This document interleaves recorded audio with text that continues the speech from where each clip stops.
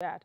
Do you think that the president, and let me bring back what I said earlier, do you think that the president and his team understand the urgency of time in terms of getting these reforms underway as quickly as possible so that it would indicate to not just local investors but also foreign investors that Nigeria is indeed ready for business, not just by mouth, like he told the Shell people yesterday? That's one.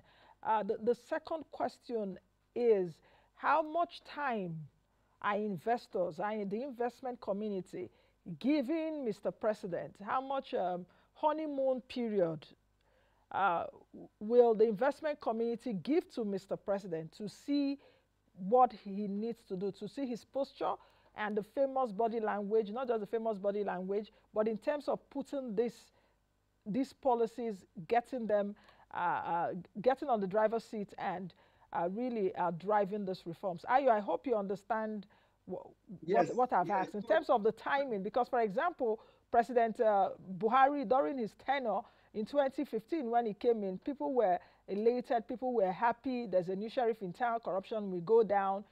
And gradually we saw that, you know, we saw that face just go down, and it's been lackluster almost for the past 8 years. It took him 6 months to get ministers. So how much honeymoon phase are investors willing to give Mr. President? Because Mr. President has to recognize that too, and his yes. handlers, that you are not just, you've announced, we are looking.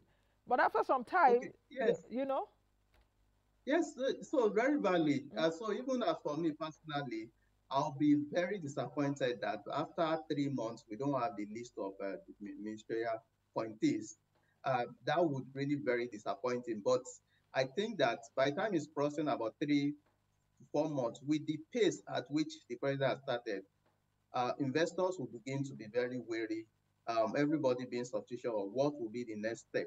So I think this is really very important that we get that ministerial appointment so that some of the ministry departments and agencies, of course, there are some policy implementation that they are expected to also be able to push out.